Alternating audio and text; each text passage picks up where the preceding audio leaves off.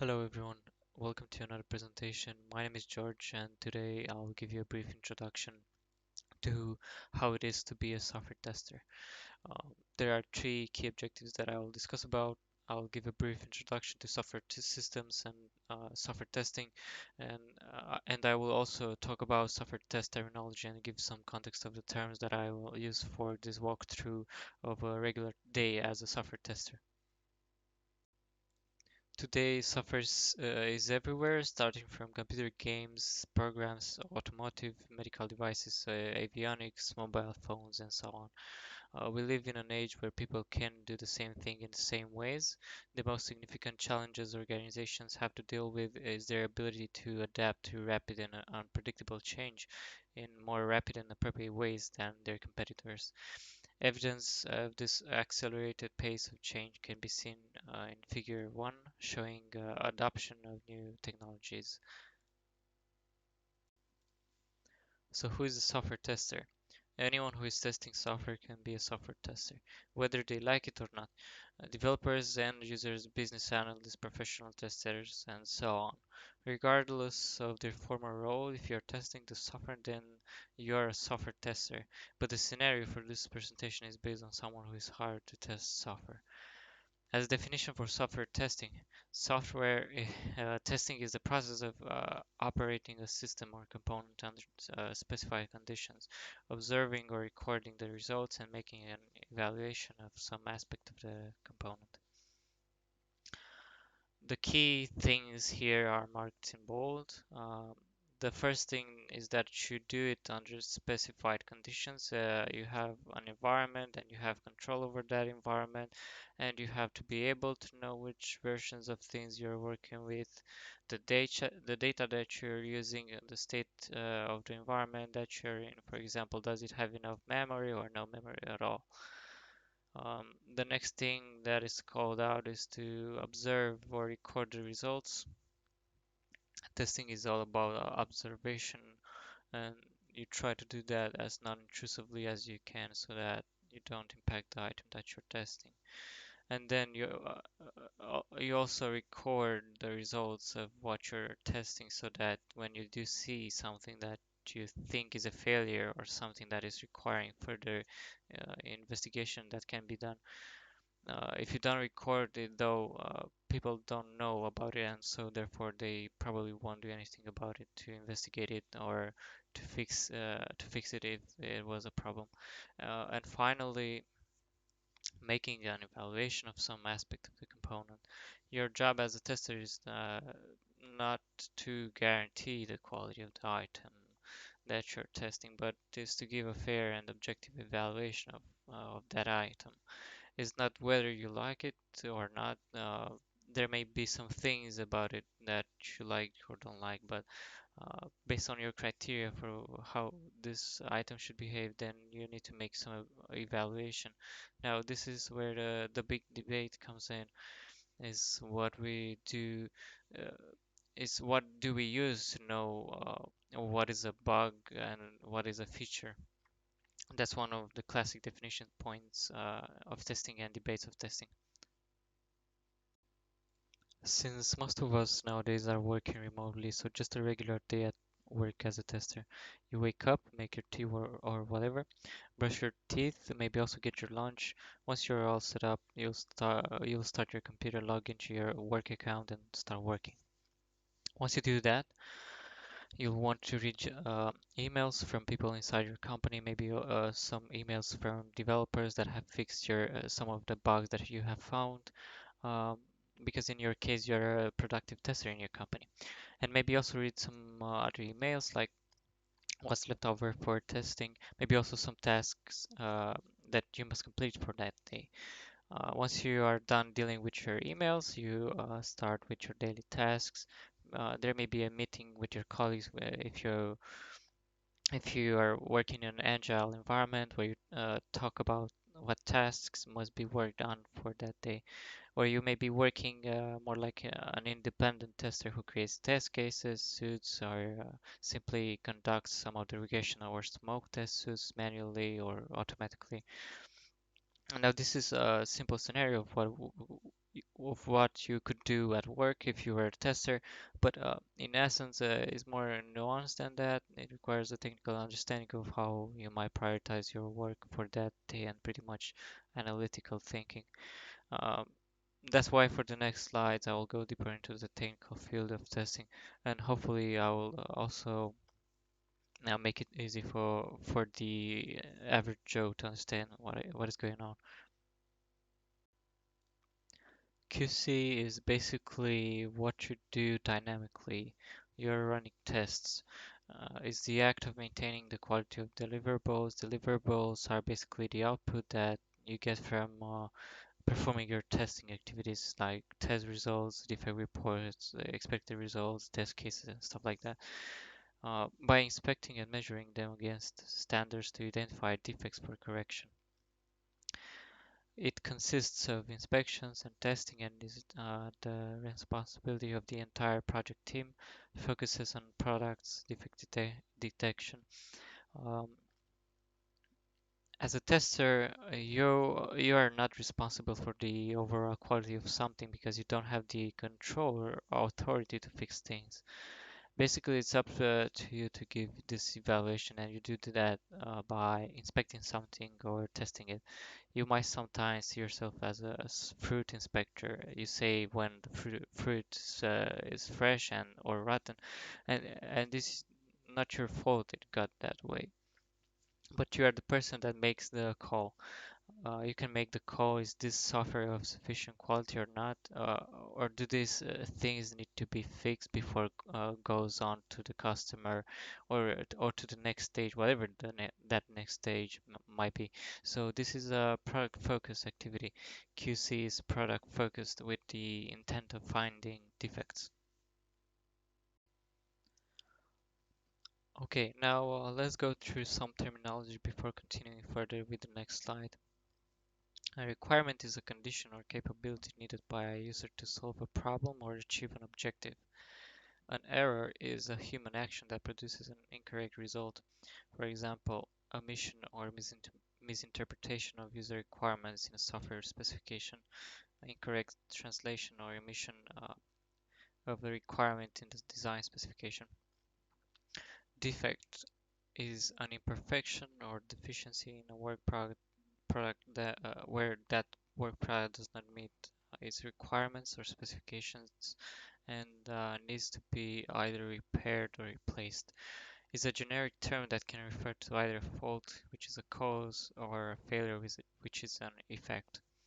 For example, omissions and imperfections found during early life cycle phases, and faults contained in software sufficiently mature for test or operation. Fault, which is also known as a bug, is the manifestation of an error in software. Is an incorrect step, process, or data definition in a computer program.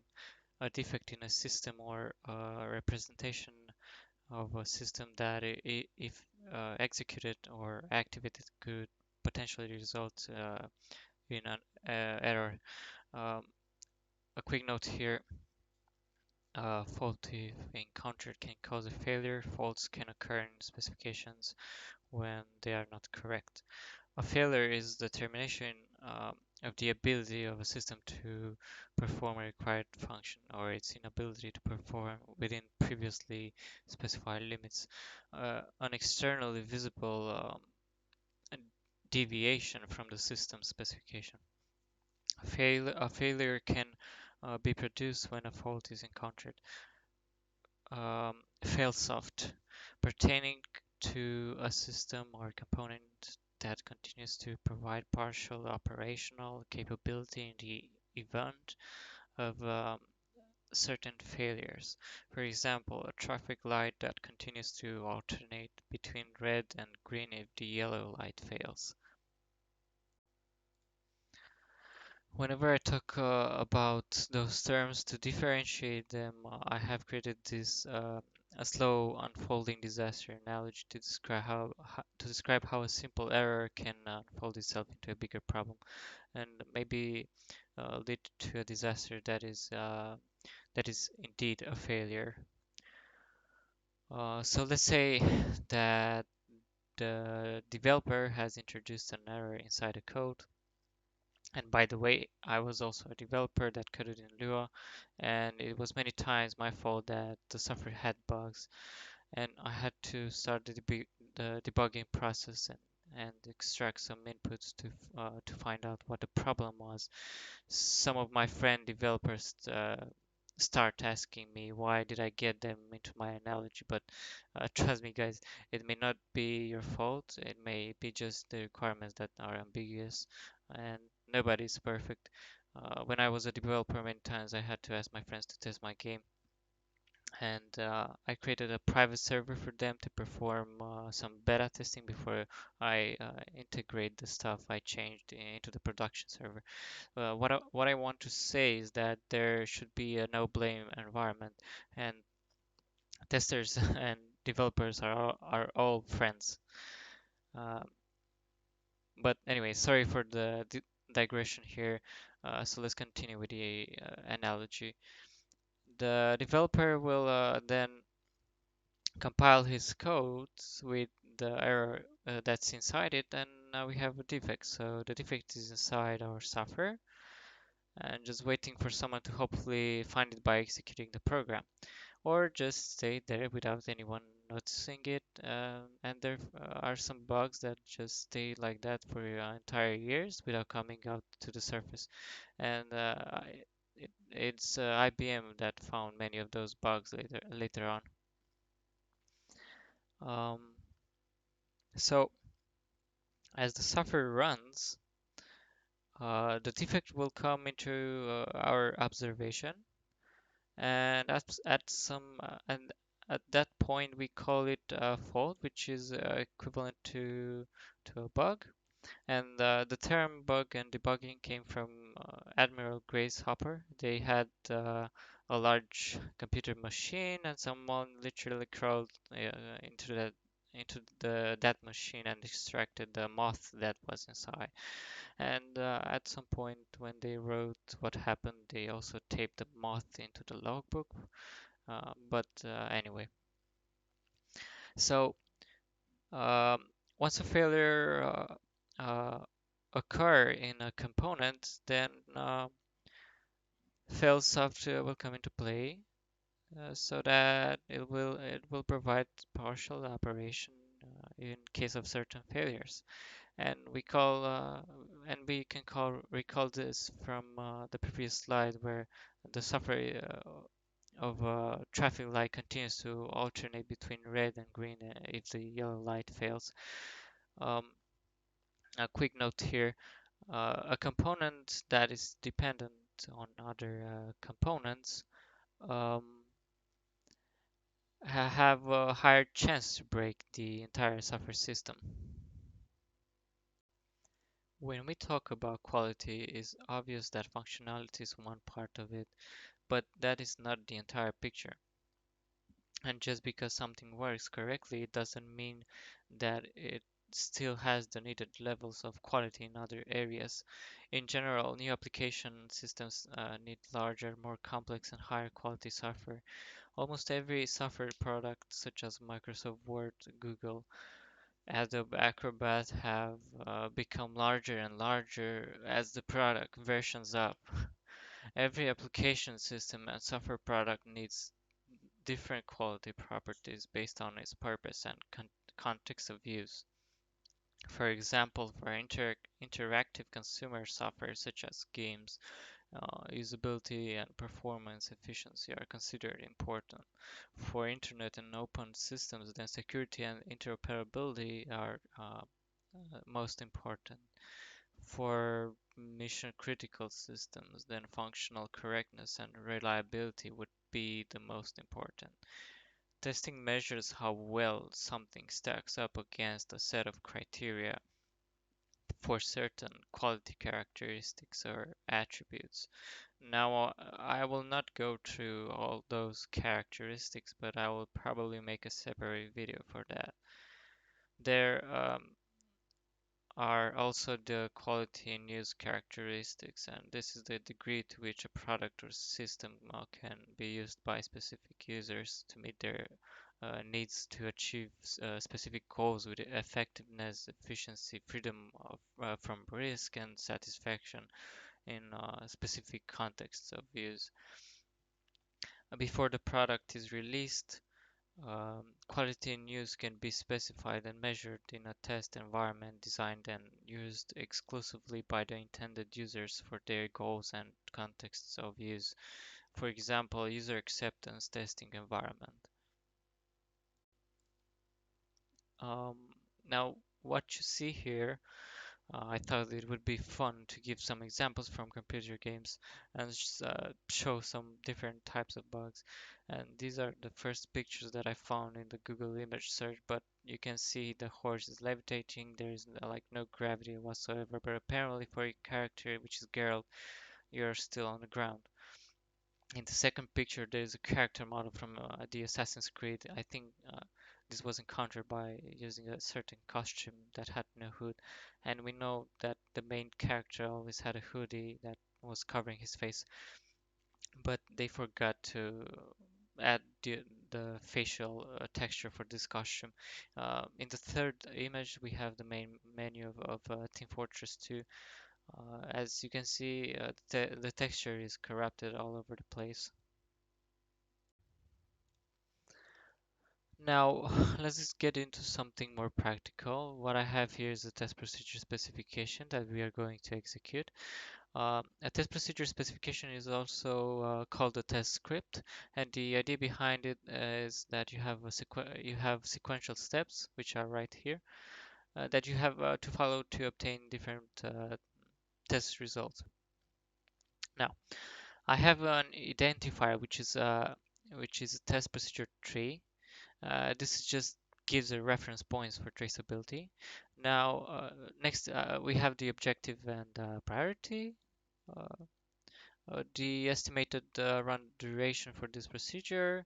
The startup, which describes the necessary actions to prepare for the execution of the test cases specified in this test procedure, and this will typically be the actions to set up the preconditions for the first test case to be executed. Um, and we also have the list of test cases in the order in which they are to be executed. Um, and any relationships to other procedures. Uh, this describes the dependencies that this test procedure may have on any other test procedures. In our case, we have none. The um, the test log, uh, the test log date of execution, initials of the person who executed the test procedure, and the test item that you're testing. Also, any comments you want to add during or after the execution of the procedure. So, as we executed our test procedure, we spotted some bugs that should not be left behind since this is the main page of our Google search module.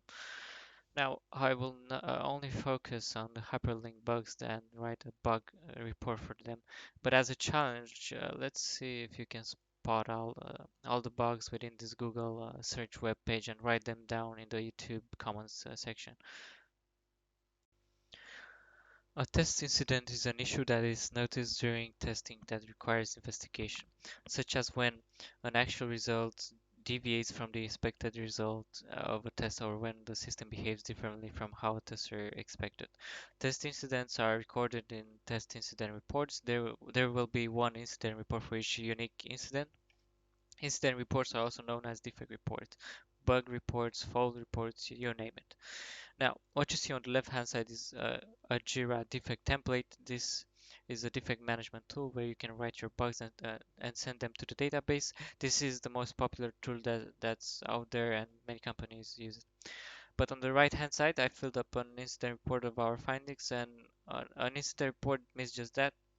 An incident occurred, we cannot assume that we have found the defect, not until people have a look into it. And you have the number of the incident that is used for traceability, a short title which provides a detailed but short context of the defect, the context, and this includes the name of the system um, or product being tested. We have, in our cases, Mozilla Firefox, including its version number.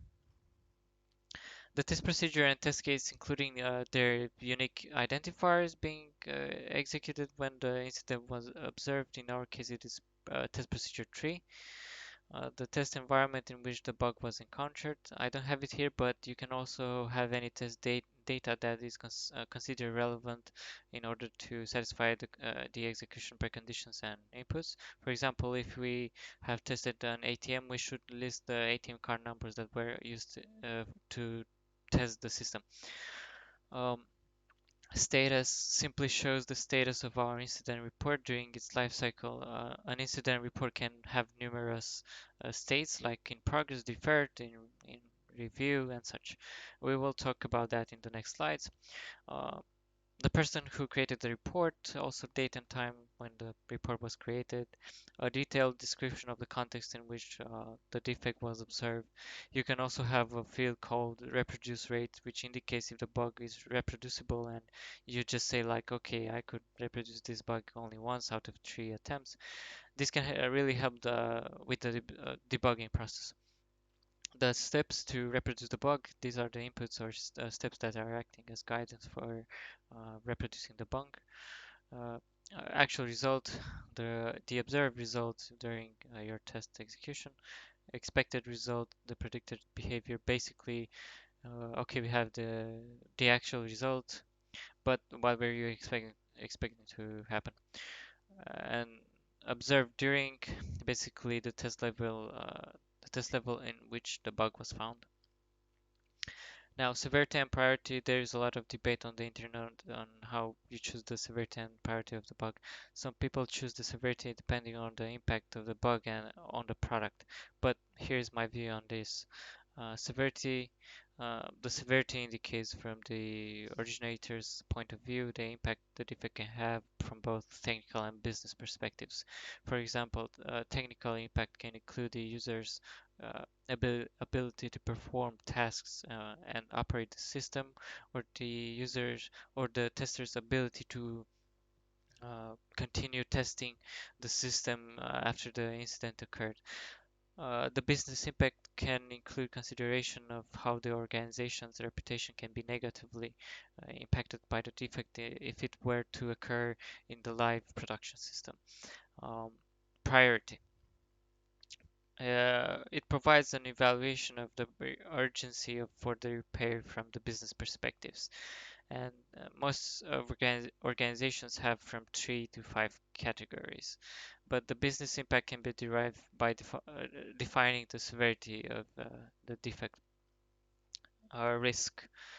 If this bug is considered a project risk, then you can raise it into your project risk register document. Now, these are the default fields you will probably see in most companies, but you can also have other fields like devices, devices on which the defect was observed, uh, build version of the software uh, on which the defect was observed, attachments, basically any additional evidence or supporting information to aid in diagnosis of the defect. For example, such evidence can include screenshots, system logs, and output files. Okay, so we have the bug report, but what happens next? When quality control team finds a new defect, they will write an incident report. Here we are still writing it and has not yet been submitted into the database. But once written and submitted, it's further sent to the database and its status changes to submitted. Submitted state implies that the report has been successfully submitted and will wait for the development team to analyze it and assign a person responsible for further processing of the incident. Once a person is assigned, if the ticket is approved and validated by um, test lead, project manager or whoever is responsible for management of defect reports, then the status changes to assigned, and the assignee as well as the reporter's name will automatically be generated by the defect management software tool. Once the defect is assigned, then the status of the bug changes to assigned, and the assignee will start the development process. The issue is being actively worked on at the moment by the assignee. Here, the developer will work on a fix, and he may also test his code before handing it over to for review. The assignee has carried out the work needed on the issue, and it needs peer review before being considered done. Where uh, under review is where a reviewer is currently assessing the work completed on the issue before considering it done. Approved. Reviewer has approved the work completed on the issue, and the issue is considered done. After the review, the developer will push his code fix um, to the test environment database, and he will claim that he has created a fix for the defect and will change the incident report the status to claim as fixed for the quality control team to confirm that the issue truly does not occur anymore on their side as well. A quick note here is that you may not find under review, approved, and claim fixed stages in Jira by default. But these are stages that I worked with and I prefer them over the others. The stages you may encounter in your situation may vary and be different from company to company. Quality control team will perform confirmation testing in a test environment to decide whether the fix has been successfully applied or not. If quality control team does not find any defects within the software, then the bug is considered as not occurring anymore, and the particular change is ready to be deployed on production, and a status can be changed to ready to deploy. After the quality control team confirms that the bug does not occur on their side, at this point we consider that the fix has been successfully applied and the new changes in the code are ready to be deployed on production. The developer further compiles his source code for a compatible version of the build to be used on production and waits for the new build with the related changes to be deployed in the new environment. Once deployed, the ticket status will be changed to deployed. Here, the changes have been deployed on the latest build version in a production environment. The applied fix might again be verified, and most probably quality control team will perform regression testing. As far as our concern would be that if this fix for our particular ticket did not accidentally affect the behavior of some other parts within the code. Depending on the risk, you may run the same tests again, for just run a basic set of tests to confirm that the essential important functionalities was still working. For example, open, close the software, or test if some features can be accessed. Once again, the higher the risk, the more regression testing we might have to do. Uh, After verification, the ticket status can be either closed or changed to verified status. A verified ticket status means that the new deployed build has already been verified by the quality control team. And a closed ticket status simply means that the issue is considered finished and the resolution is correct. Issues that are closed can be reopened if the same bug is found.